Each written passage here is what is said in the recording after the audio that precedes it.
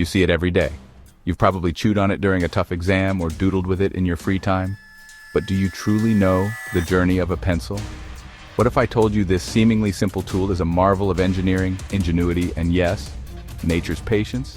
And no, it doesn't grow on trees. Well, technically it does, but not the way you're thinking. In the next 30 minutes, we'll unravel the incredible process of how pencils are made. From forests to factories, you'll discover a tale of precision, artistry, and surprising science. Let's begin. Every pencil begins in a forest. Most are made from cedar, a tree prized for its strength and fine grain. But here's the kicker. It takes about 40 years for a cedar tree to grow to the size needed for pencils. Not every tree makes the cut. Sustainability is key, and for every tree harvested, several more are planted. Think about this the next time you sharpen a pencil.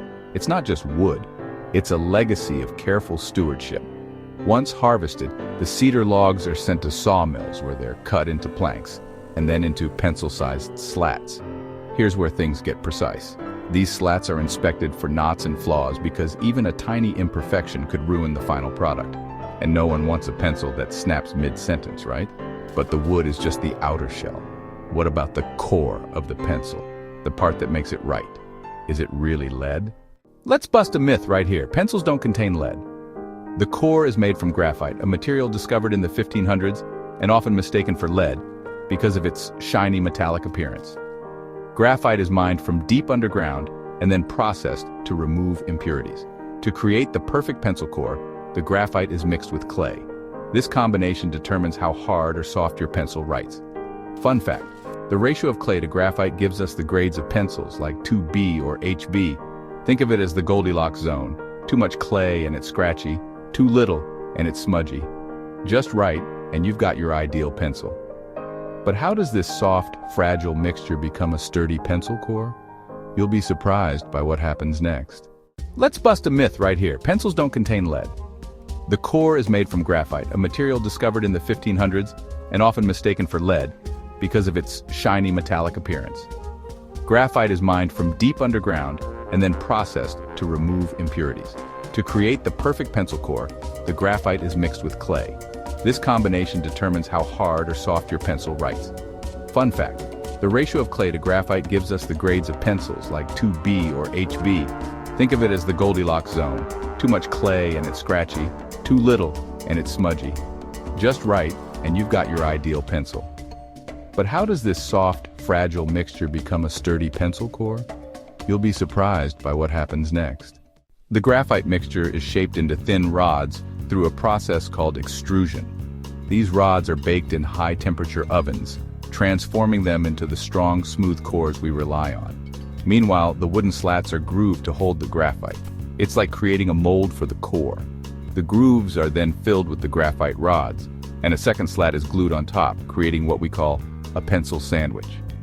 These sandwiches are pressed together, cut into individual pencils, and sanded to a smooth finish.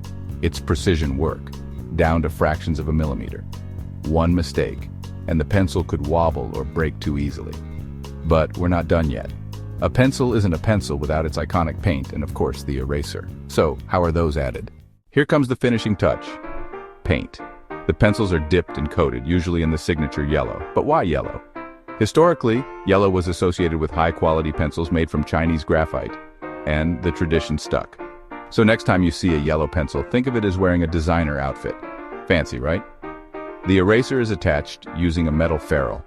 This tiny piece of metal is crimped so tightly that it holds the eraser securely, no matter how hard you press.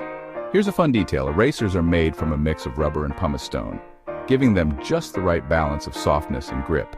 But wait, what happens to the leftovers from all this cutting, shaping, and painting? Could these scraps have another purpose? Nothing goes to waste in the world of pencil making. Wood scraps are often recycled into paper products, while leftover graphite finds its way into industrial lubricants or even batteries. It's a process that's as resourceful as it is efficient. Every pencil is proof that even the smallest tools can have a big story and a big impact. Who knew that something so simple could be so complex? Nothing goes to waste in the world of pencil making. Wood scraps are often recycled into paper products, while leftover graphite finds its way into industrial lubricants or even batteries. It's a process that's as resourceful as it is efficient. Every pencil is proof that even the smallest tools can have a big story and a big impact. Who knew that something so simple could be so complex? And there you have it, the incredible journey of a pencil. From towering cedar trees to precise machines, it's a tool that connects nature, science, and artistry. The next time you hold a pencil, remember the craftsmanship and history it carries. And maybe think twice before chewing on it. It's been through enough already. But if you're hungry for more fascinating transformations, click the link on your screen to watch our video on how gummy bears are made. Trust me, the story is just as sweet. Literally, until next time, keep creating, keep questioning, and never underestimate the power of a pencil.